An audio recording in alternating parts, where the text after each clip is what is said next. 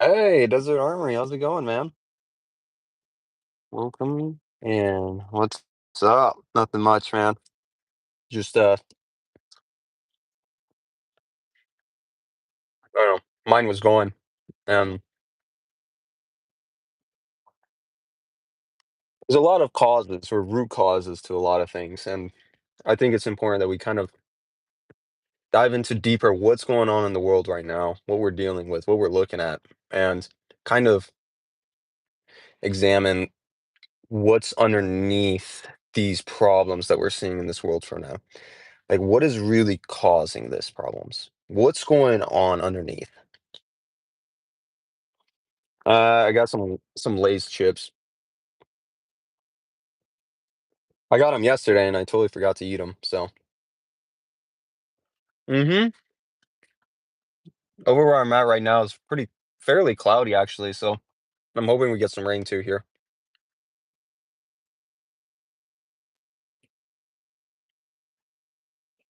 Back home for a bit. Did one job this morning. Now I need to make up a few quotes. Nice, dude. Easy morning. Fairly easy. That's nice.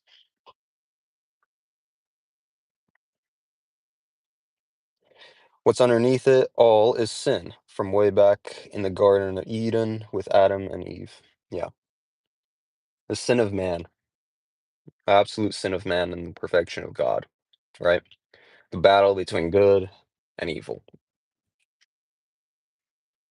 And we have to look back on these stories as well, because these words have much deeper meaning and it has much more significance behind it,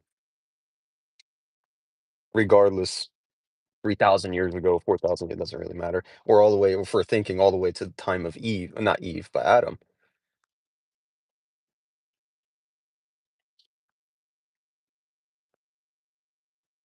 Yes, and it deals with a lot of pride. Yeah, absolutely. Absolutely. There's ego, pride, um,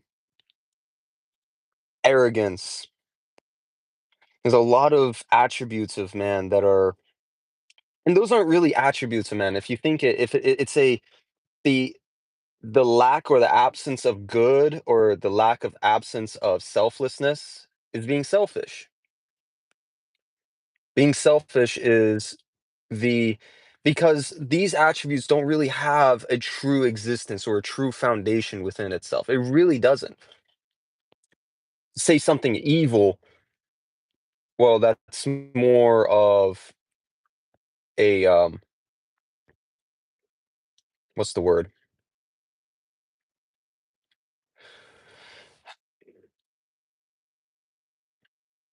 Evil is evil does not have the existence of itself. Evil is the absence of good. Just like how light, or I should say darkness, is the absence of light. It doesn't have its own true existence. It really doesn't.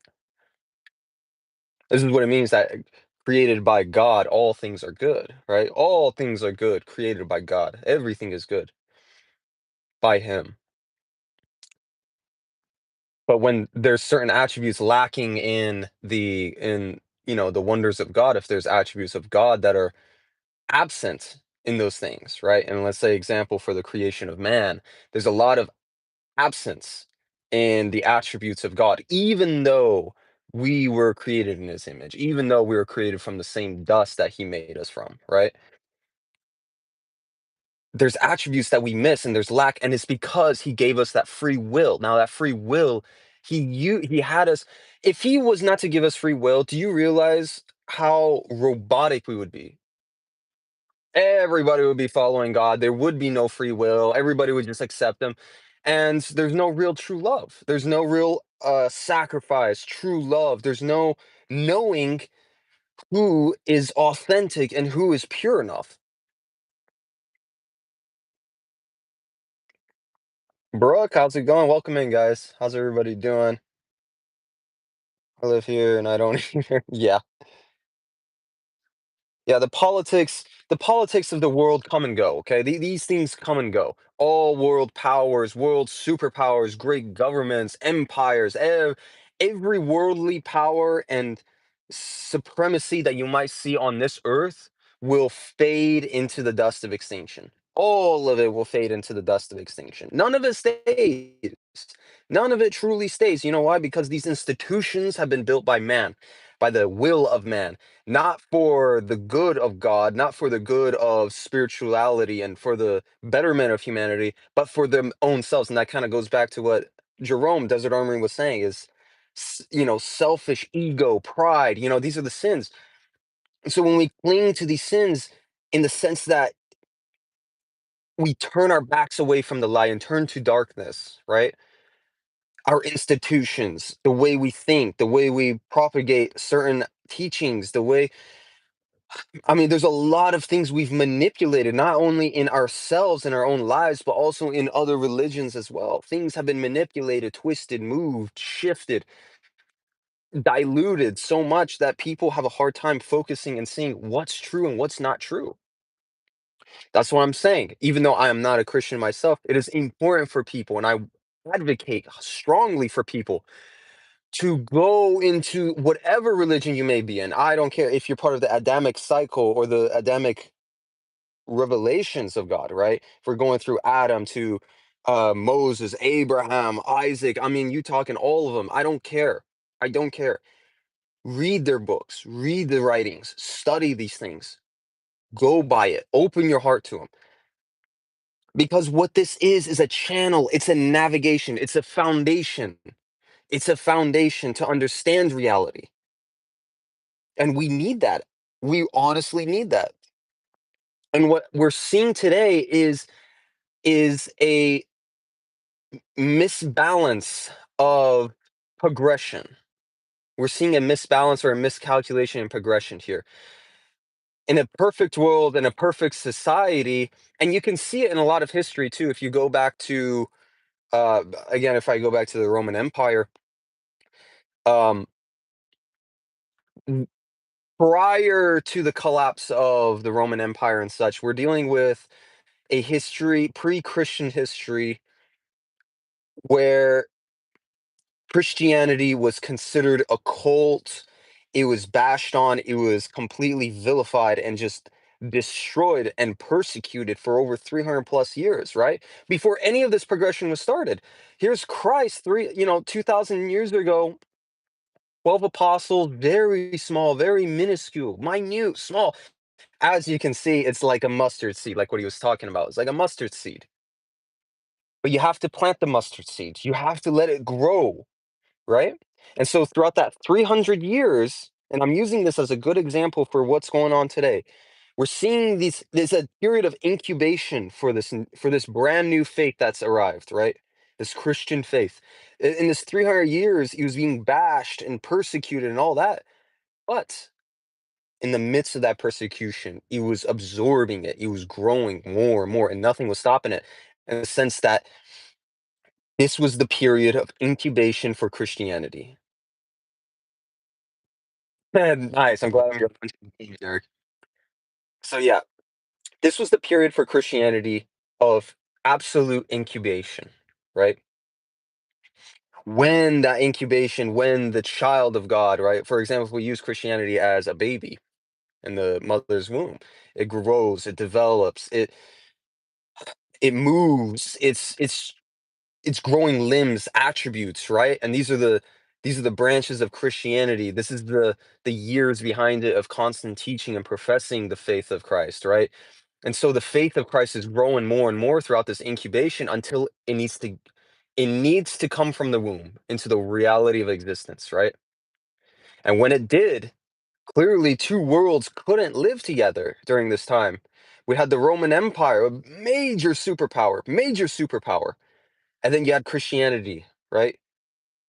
One was the material civilization, which is what we're seeing today. It's a material civilization that's advanced so supremely, so far in advancement, and it has grown so much.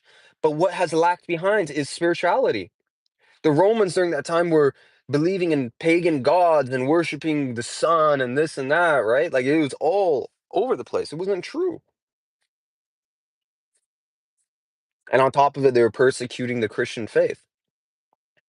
So you can imagine what type of backlash and what kind of revival happens, right? Old goes away, new comes in. It's a very swift transition. Roman Empire collapsed, it fell not only from moral degrade, well, of course, morality degrades when you're not believing the true things. They don't know morality. And whatever Rome was built off of prior to Christianity, it was the development of the understanding and the teachings of Judaism during that time, during the height and golden age of Judaism. All the great philosophers you know of Rome went and sat at the feet of the sages of the Jews during their golden era. And they learned the oneness of God. They learned a lot of interesting morality quotes, and they learned a lot. And so they took those practices, brought it to Rome, and started professing these teachings, right? And it turned it into their own philosophy. I think philosophy, in all essence, is the fruit of the tree of religion, right? It's the byproduct of the growth of religion itself, right? It's in my podcast. Yeah, FAM and TED Talk. It's TED Talk time. But what we're seeing today is the same events happening, except global. We're seeing this all over the world, not just one state, not just two, no, no, all over the world. So this is nationwide. This is worldwide. Okay, we're seeing this misbalance, as I was talking about with the example of Rome and Christianity. We're seeing this misbalance going on in the sense that we have progressed so much technologically and physically and materially. We have advanced so much, but there's no moral compass to guide us through it. So we have all this power, but we don't know how to actually filter it and how to properly use it without mishandling it. It's like giving a gun to a 5-year-old, right? And what's ushered this new technological advancement is usually because of a cause of a new breath of revelation. There's been some type of new faith, if we go by what history has taught us, whether it's uh, economical, historical history itself, or we're talking about religious history. There has been a shift if we go by these patterns. A new revelation has been breathed for these things to start happening. For all this advancement and technological advancement, there has to be the breath of God behind it. A new spirit pushing ahead the new advancements of man, right? We had the same thing happen to Christianity and Judaism. There was a peak of golden age, and that was the time when spirituality and the physical reality were aligned, right? So both were balanced. We had the political, economical side as well as the spiritual side very balanced. People understood wrong from right, left and right, up and down. People knew their directions. Jerry, how's it going, man? Welcome in. If you guys are enjoying this, hit that like button. Greatly appreciate it. Um,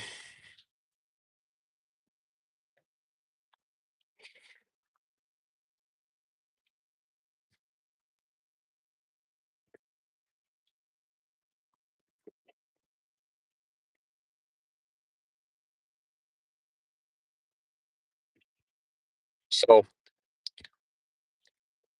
we're seeing the usher of new technological advances, and not just for the past 10, 20 years. No, I'm talking for, the past 200 years. For the past 200 years, we have randomly hit this sudden acceleration of technological advancements.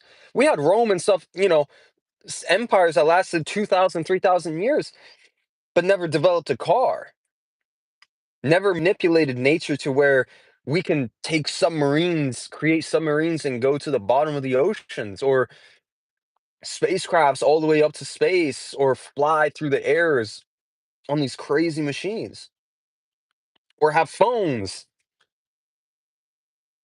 where I can instantaneously do a live stream and reach 30 to 400 people at once, you know? So technological advancements are a sign of a new breath of God. If we go by history,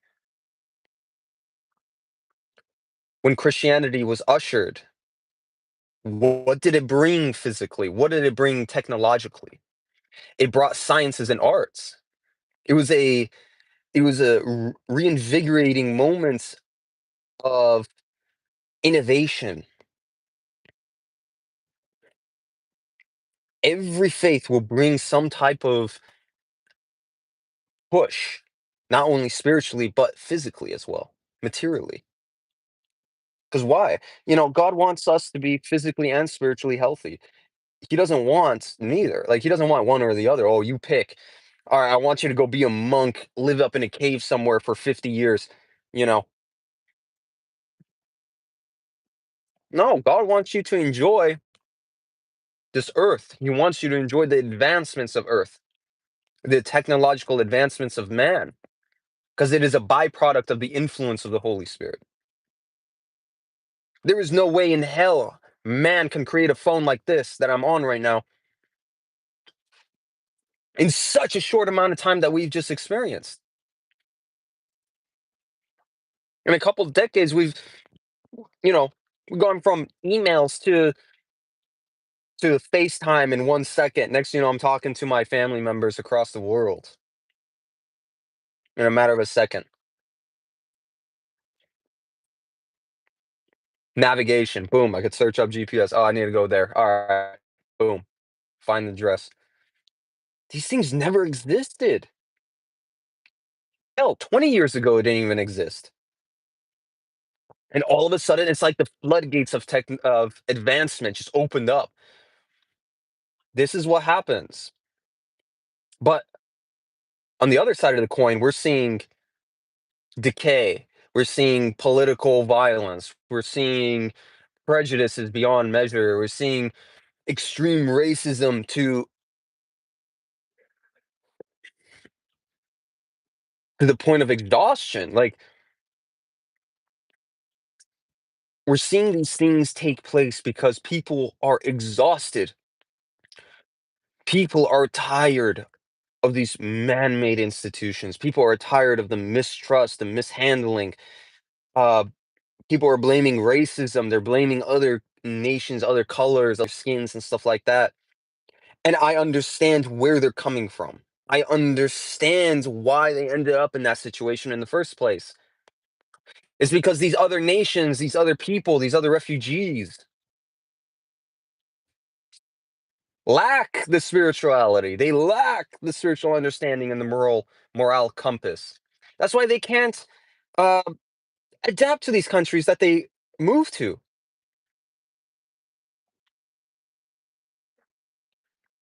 And then you have Judaism on the side with Zionist beliefs, corruption beyond measure. Moses never taught this stuff, man. Take it back 3,000 years ago. I guarantee you, Moses himself would slap the shit out of these people. He would slap them. He would have them stoned for what they've been doing.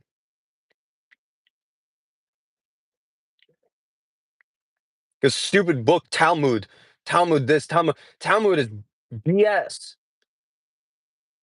Torah, the Torah, if you want to go real Jewish, very Jewish, the Torah is going to be the best thing. That's more foundational. That's more accurate and more aligned towards the origination of Judaism and of what Moses tried to teach. That's the real foundation of it. This Zionist bullshit. Like, these people are infiltrators of these religions. They hijack them and they take them. And now look, 80, 90% of the world hates the Jewish community, hates them, absolutely despises them.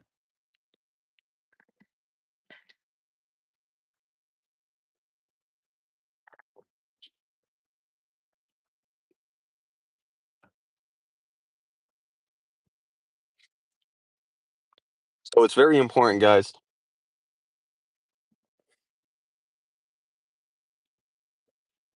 to understand the patterns, read and study the religious histories, not just your own faith, but understand the foundations of other faiths, right? Don't listen to all this other BS that you see that's been built up by these other faiths. We got Islam, we got Judaism, we have Christianity, Zoroastrianism, Buddhism, we have Hinduism, we have this world is filled with religions, filled, because God does not want us to be alone. He doesn't want us to be unguided. These things were at a time were good for a certain period, but then their era was cut off by another messenger to continue off of it, not to shut him down, but to actually build from it and progress. Revelation is very progressive in nature. It's biological. Think of revelation as biological. It moves, it progresses with life. It has to.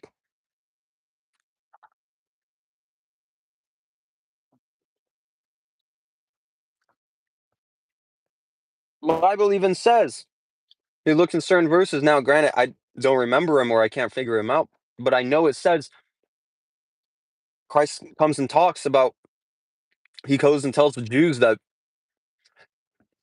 in the past you have executed and you have killed. I think this was an argument against the Pharisees. He says, in the past, you have executed and killed many messengers and many prophets, thinking they were BS. Of course, he never said that, but I'm just trying to have you guys understand the whole picture here. And I want you to go and study it yourself. Go and read it. He says that you Pharisees, you Jews, you people have uh oh my God, what was it? What was I trying to say here? Lost my train of thought there.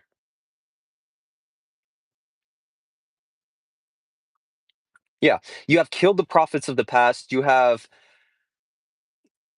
persecuted. You have done everything that you see today, that you've seen done to Christ Himself. And He says later on down the years, next thing you know, you guys build shrines and praise Him and ask for forgiveness and things like that. It's like the moral of that story is people have gotten the wrong interpretations of scriptures, which led them to the wrong understanding of prophecies, which in end ended them missing the opportunity of acceptance of their actual messenger or their Messiah when he actually did come. And they failed to recognize because they had a different understanding of their scriptures. They might have been well versed in the Bible, they might have been well versed in whatever religious book they might have been in, scholarlies. But when their prophets, when their supposed uh, prophecy was fulfilled, they have failed to see him. And so have persecuted, have killed, have nullified, have absolutely massacred not only their followers, but also the founder of these religions. And you can see it over and over and over again. AT, we're doing pretty good, man. We are doing pretty good. Lily, there's no God. Muhammad was a messenger. Question mark. Yes, Muhammad was a messenger of God. Yes.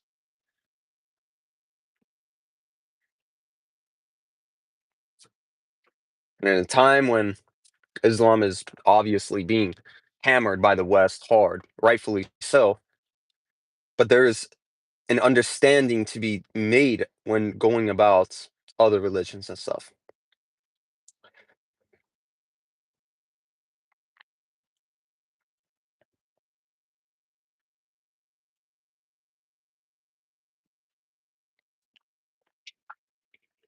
If Jesus is God, He carries the blame for the actions of God on the Old Testament, so he was not moral.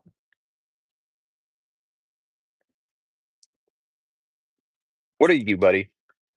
You say there's no God?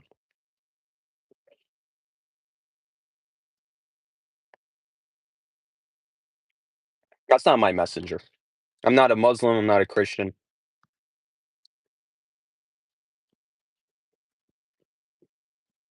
I'm a member of the Baha'i faith.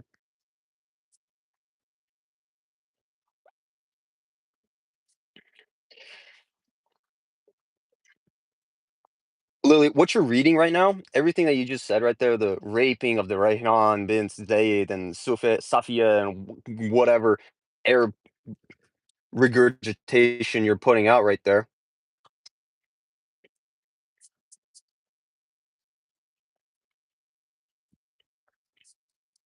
by whose account were these made by? What hadiths are you referring to?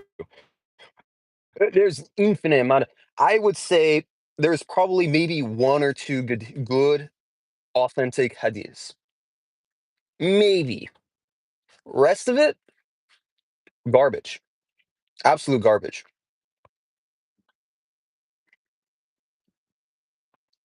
But clearly, you're not a Muslim. Clearly, you're not a Christian. You say there's no God. Are you an atheist?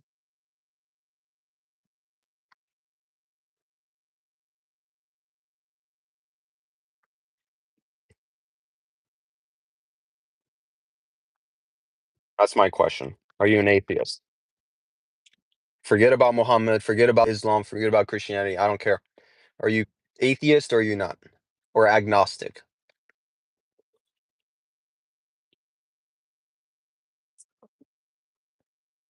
And then you get people like this. Oh, there's no God. Okay, there's no God. And why the hell are you going around? Ah, Muhammad, if Jesus is this, bro, you don't even believe any of that. Why are you even arguing about that stuff?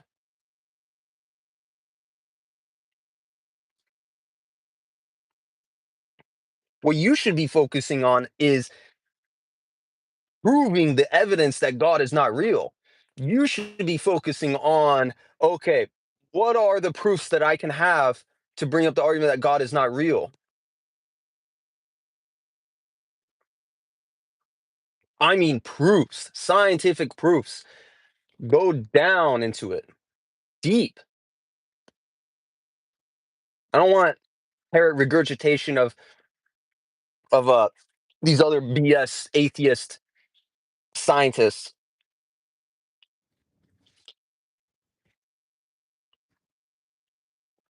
I am an atheist because it disturbs me that people follow a rapist.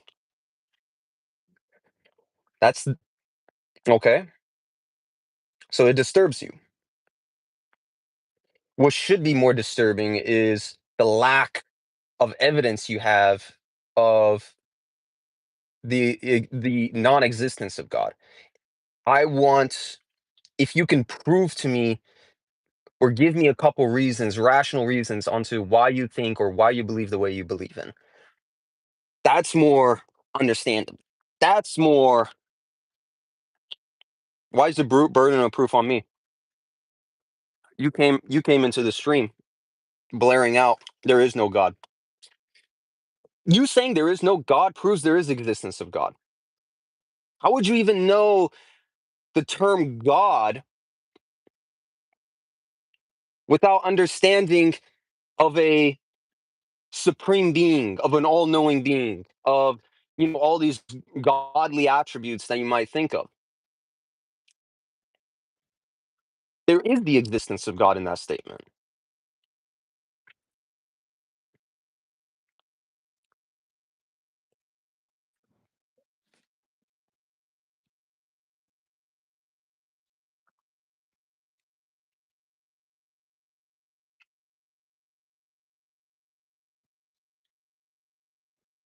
It's like me saying, um, it's like me saying cold doesn't exist. Well, how do I know what cold is if it doesn't exist? If I haven't even felt it? What does cold even mean to me? How do I even know the word cold? Me saying cold, the weather, the cold doesn't exist proves the existence of warmth. It proves the existence of warmth. If I'm trying to prove the existence of warmth,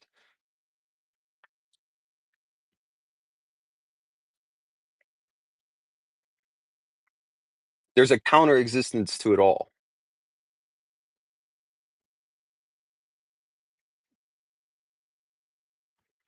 Religion doesn't make the claim that there is a God. Religion makes the claim that there is a supreme entity, a all-knowing entity. You can use the term God, energy, a tree, even. I don't care what you use or what term you use. It's the same understanding and it's the same principality that they're trying to teach. Okay. You can feel and measure it. Okay. If I were to bring God, okay, let's say if I brought God to you, I brought God to you physically, and you have all the scientific measures and everything like that, right? He could be the smartest man. I mean, IQ, his two levels, his IQ levels, you can test everything height, strains of hair, DNA, everything. Everything. And because he's so smart and so wise and nobody can understand it, unmatched, would you accept him as God? If you had those tools, would you accept that person as God?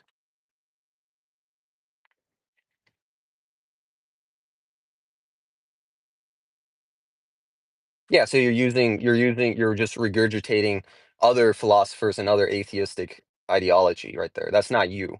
I know that's not you. I've read those things so many times. This is spaghetti or elephant on the moon and this and that. I'm not talking. You're talking elephant on the moon and spaghetti. I'm talking tangible things: hot, cold, sadness, happiness, anger, frustration, wet, cold, dry. These are real things. You're talking about flying spaghetti monsters like it's scientifically been proven. That's not scientific, man. Okay. No, you wouldn't believe it. So even if I were to bring God to you and you run all the tests, all the scientific tests, you still wouldn't believe that he is God. So what makes you think you're going to believe or even come to the realization that God is real? You don't want to believe God is real. Even if I were to give you the true and example of God, you still wouldn't believe it.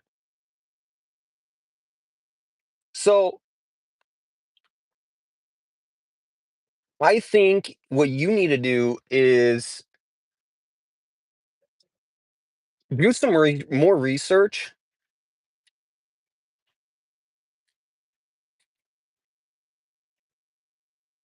because obviously it's not really here to try to seek and find God.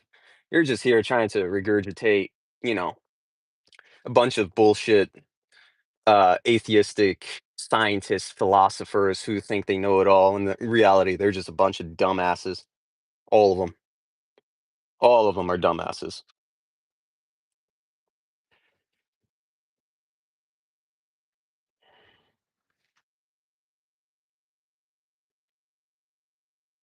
Well, God is not a spaghetti flying monster.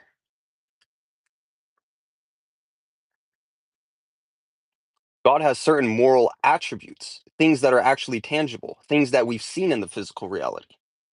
We've seen love, we've seen affection, we've seen trust, we've seen justice, we've seen um, anything good you can ever think of in a human being. Those are examples of Him. Those are examples that religion has taught us belong to God.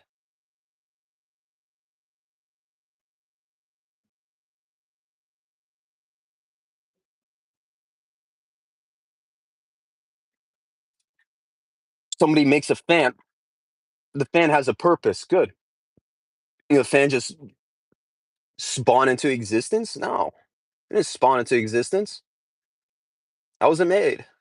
Well, there was a creator for that fan, person who had to make it, engineer it, build it.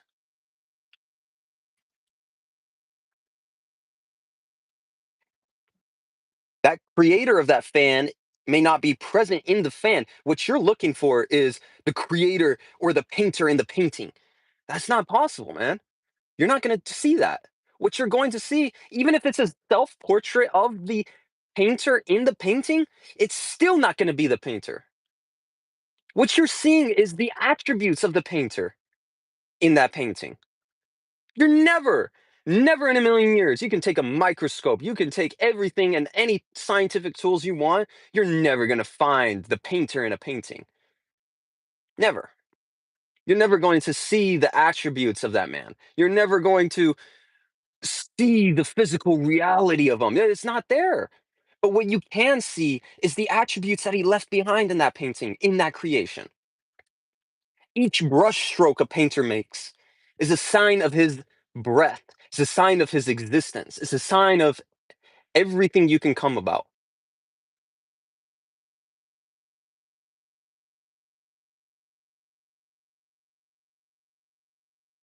You're making indifferent nature seem intentional. So nature is not intentional.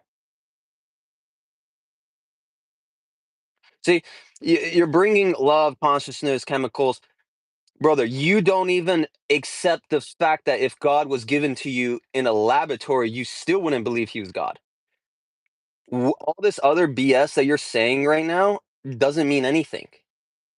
It absolutely means nothing. It shows me that even in the most scientific ways, you still wouldn't believe in God. Even if you had all the factual evidence, you still wouldn't believe in God. So what are you bringing to the table, dude? Other than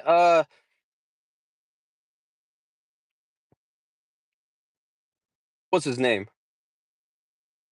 Richard Dawson, one of those fake scientist BS bullshit peoples. I guarantee you've subscribed to. I guarantee you've probably heard lots of talks. Alan Watts. I'm sure you've studied all these retards, all these freaking retards. Congratulations, dude. Congratulations. You just made yourself dumber than a cow. So proud of you. If Here's another thing. If God doesn't exist, all right? If God doesn't exist and we only have these five senses, hearing, touch, smell, taste, and see, and sight, right? These are our five senses. Cow has the same five senses as me. But how come a cow doesn't build a submarine or build satellites to go travel or send messages in an instant? How come a cow hasn't been able to develop anything other than just grazing on grass? Why is it that a cow does not have any free will? And if I'm at the level of a cow, if I only have these five senses, these five tangible senses that you talk about, right? Dawkins, more like Calkins, fucking dickhead. Yeah. If I had these five senses, what difference is it me from a cow? It's the free will. Ah, the free will. How come a cow doesn't have free will? But I do.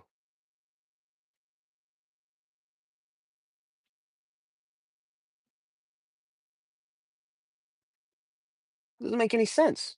It does not make any sense. The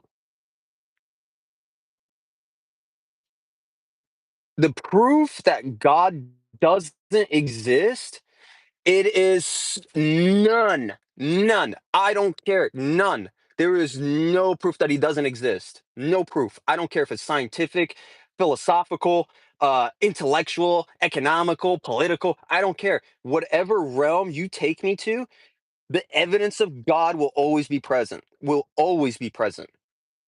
and you won't see it because you just want to find some arguments just to base off, and you can regurgitate what Richard Dawkins and all those faggots told you so that you can feel a little bit better about yourself. Oh, okay, yeah, nice, yeah, see? Oh, nice. Talking about elephants and spaghetti monsters and whatever bullshit else you want to talk about. I'm talking tangible things, man. Tangible. Because it's not just five senses. Intelligence and consciousness is Whittaker, the different. What makes what makes the difference. Oh, so so you're saying there's more than five senses.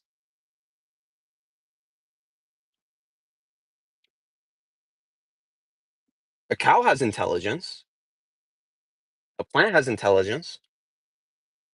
What are you trying to get at? A plant has consciousness. All living things have some level of consciousness.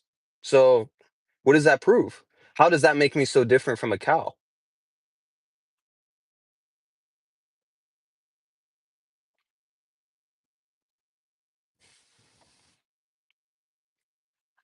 What makes me so different than a cow? I use the atheistic philosophical argument here. What makes me so different than a cow?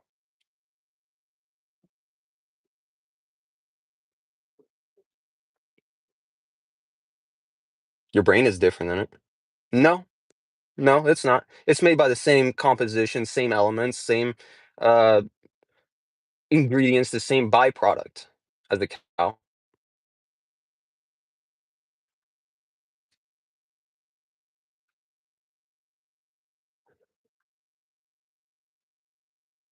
Ah, so not the same level. Not the same level. Oh, okay. So now it's based on level, capacity. How do you get capacity?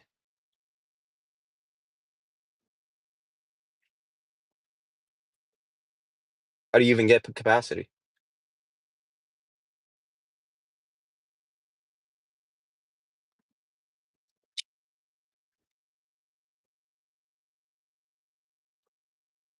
What is the cause of capacity? Why am I cognitively different than a cow, dude? Why? Why is that? How am I cognitively different than a cow?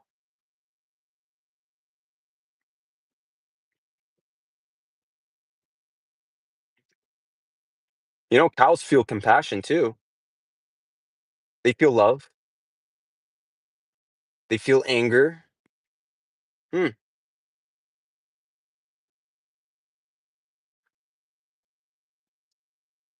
that's very interesting.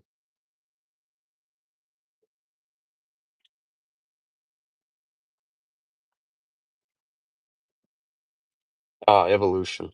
Evolution. Hmm. What was the cause of evolution? What was the driving force of evolution? We can keep going down and down and down the rabbit hole, buddy. What causes that?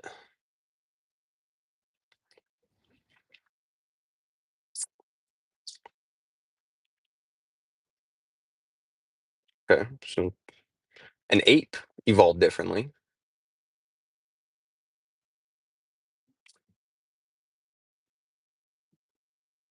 Bird evolved differently.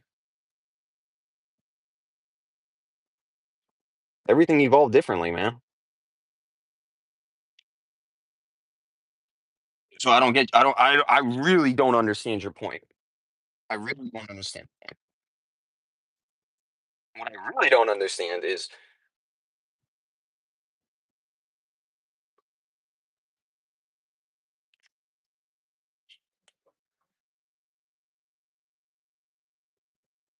what? I don't know what you're saying, hon. No, dude. So the fact is, you you have the arguments, you have the argument of God's not real. All right, man. We get it. God's not real. But then you come on and you try to enforce it, pointing your fingers at other religions. See, it is rapists, it is that, it's all bad. They're all morally bad. It's not moral, and moral is moral. Bro, you don't even accept God if he was standing in front of you, man. What makes you think anything else I say to you is ever gonna change anything else you say? It doesn't matter how much proof I give you. It doesn't matter how much evidence. I could literally cry out to God to show his face on through the clouds, and you still wouldn't believe him. You still wouldn't believe him.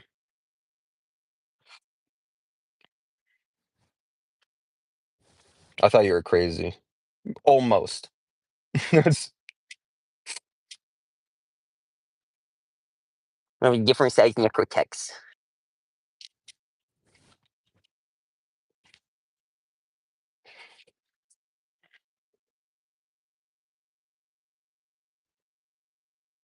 But you're not proving anything, dude. Like you're just proving that we have a bigger necrotex. Neocortex. Okay? We have a bigger neocortex. You know what else is smarter than, man? Uh, dolphins. Dolphins are very intelligent. They're a lot smarter than men.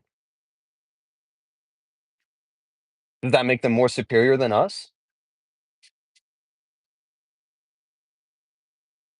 You see what I'm getting at? Like it doesn't like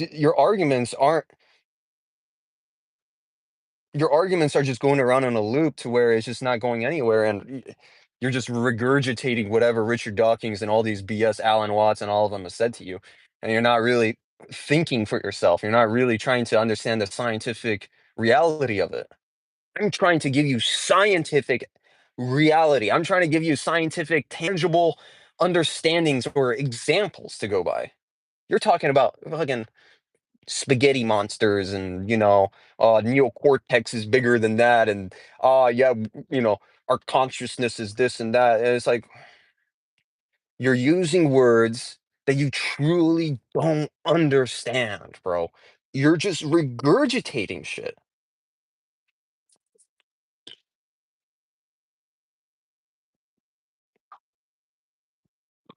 Hello, welcome in. Necrotex is a villain. Yeah, I don't understand science. I'm a simpleton. Oh, you don't have to understand. I'm a simpleton too, man. I really like on the scale of like the understanding of science and all that stuff. Dude, I am way, way down below. I don't understand even the micro bit of it. Dolphins are smarter than humans, actually, according to brain size. According to uh, they have echolocation. They got certain things, so that makes them much more advanced than us. Mentally. If this is the way you wanna go about it, dude, then that's the way we're gonna go about it. You wanna go physical, we'll go physical about it. There is there's nothing really I can really discuss with you anymore. I'm a 4 out of 10, 100 in science. Mentally advanced dolphins is a cool idea. I mean, yeah, they're very smart, they're intellectually very advanced, and they're intelligent creatures,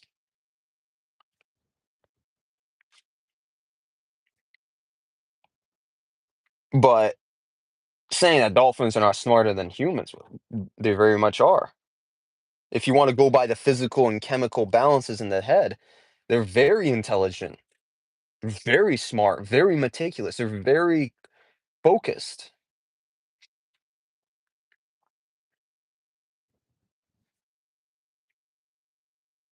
Yeah, nah, dude, your arguments, your atheistic beliefs are is nothing but a sign of laziness in your part, dude. Like, literally, I'm sorry, but it's just laziness on your part. You'd rather regurgitate, you'd rather learn whatever you wanna hear because you must have had a horrible past with religion. You must have never really liked religion. It must have been forced on you. It must have been a pain. And I get it. I honestly get it. But at the same time, you have to understand that, like, there's certain things and certain realities that you have to come by, and you have to meticulously try to understand them, not only spiritually, mentally, but also scientifically. Science and religion are supposed to be two in one. They're supposed to go hand in hand, and they do go hand in hand. It's just a question of the right person being able to put them together, to be able to find the truths between the two. You can't just regurgitate Richard Dawkins and like all these different people, elephant did on the moon, and oh yeah, I got there's like a flying dragon on this, riding on a spaghetti noodle out in the space. Like when I'm trying to talk about hot, cold, summer, winter, talking about sadness, happiness, like these are all real scientific things.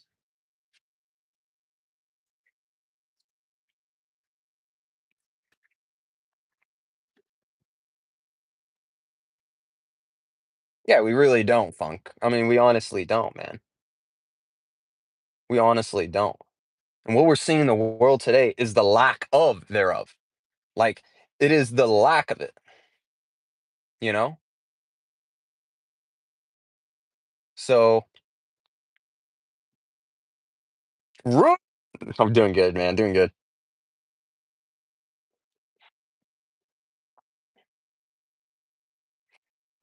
Funk Congress, do you find a struggle to keep your faith?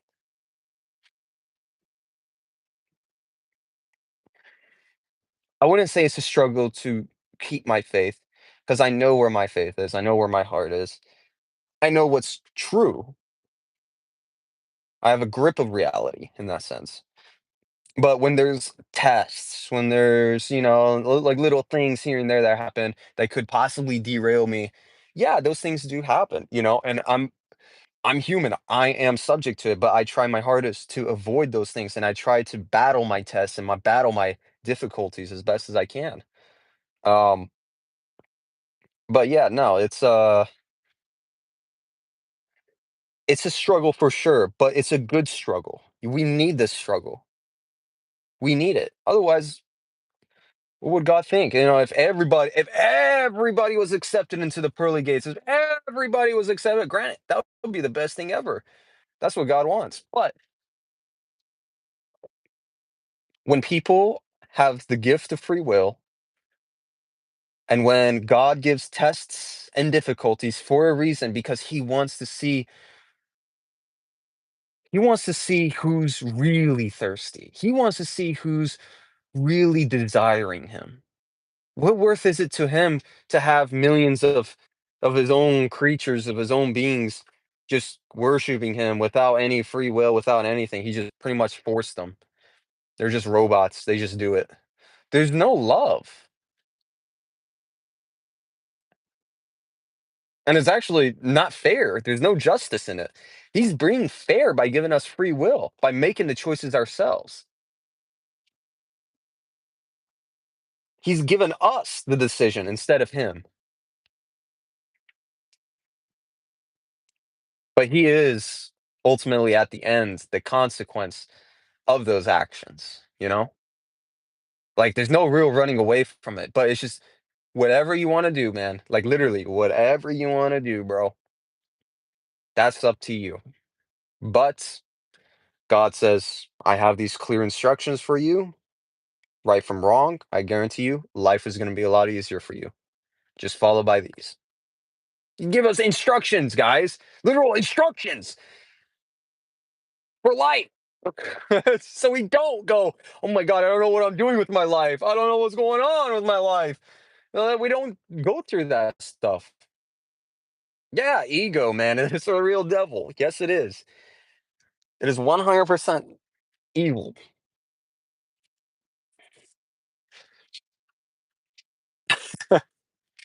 Oh man. Yeah, it's just real interesting to see all these things, guys. It's really interesting.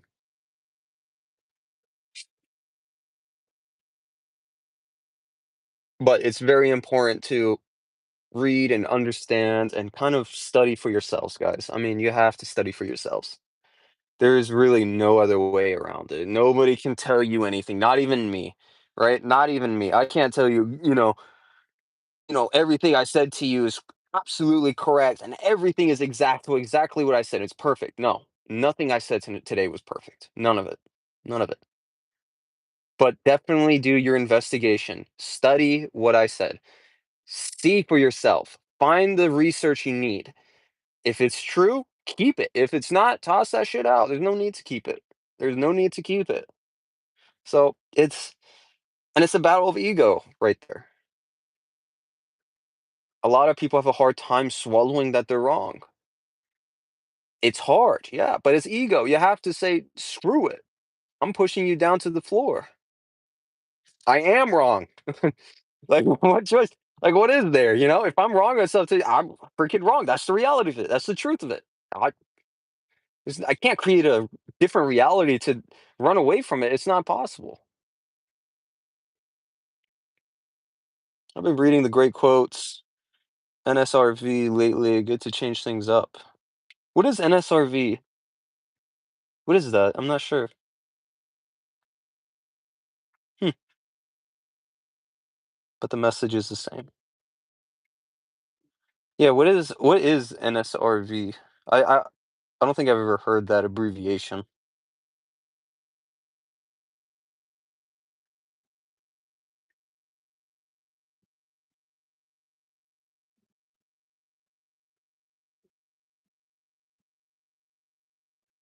Huh. Oh, New Standard Revised Version. Okay, nice. Yeah, man, it's good. It's really good. That's good. I'm glad you're studying that stuff because you need it.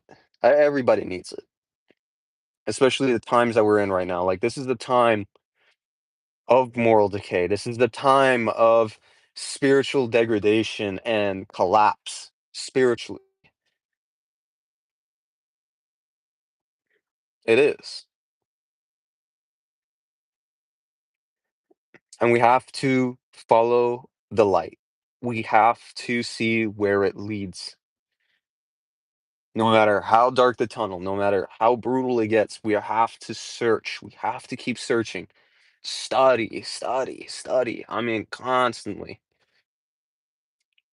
It's really important, man. Amen. Yeah, it's very important. So, with that being said, with everything going on in the world,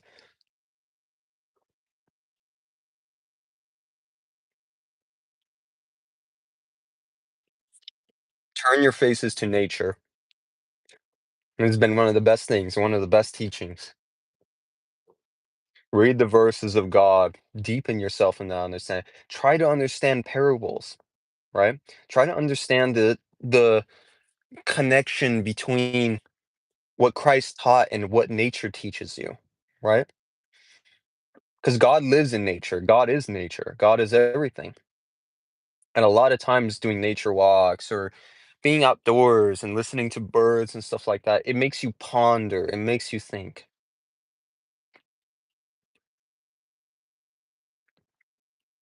Search the answers in everywhere you go.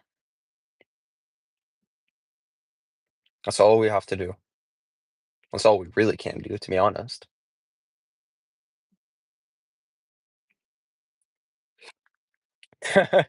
Uh, no cross on me, brother. No cross. God is everything and everywhere. Absolutely. Absolutely. There's no real escape from it. People can constantly deny it. People can constantly try to push it away and, yeah, it's a bunch of BS and this and that. No, no, no, it doesn't matter, man. It doesn't stop it. It doesn't stop the reality that he is real. That there is an entity that is all powerful, all knowing, all wise, incomparable, omnipotent, right? The all subduing. These are all titles of God. Those are ways of describing God. Hell yeah. Good convo, guys. Good convo. I sub, gotta run. Thanks for talking to us. Absolutely, bro. Yeah. And I do it's weird. I'll do gun stuff as well. So I'll post like gun content. We'll do gun live streams as well. If you haven't seen my other parts of my channel. I just want to do something different. But all right, brother. Thank you, man. Funk. Good talking to you, bro. And I'll see you around. All right, guys. Well, it's been an absolute pleasure. Thank you for all the subs. Thank you for all the likes. I greatly appreciate it, you guys. If you haven't, hit that like and subscribe button, guys. Greatly appreciate it. If you guys enjoy these type of conversations and stuff, definitely let me know because I really enjoy expressing and kind of diving deep into the human consciousness rather than, just constantly talking about guns and, political events and this and that. I think it's good that we talk about something a lot deeper than that. So let me know, guys, and I will see you guys in the next live stream. So take care, and I'll see you guys later. Bye.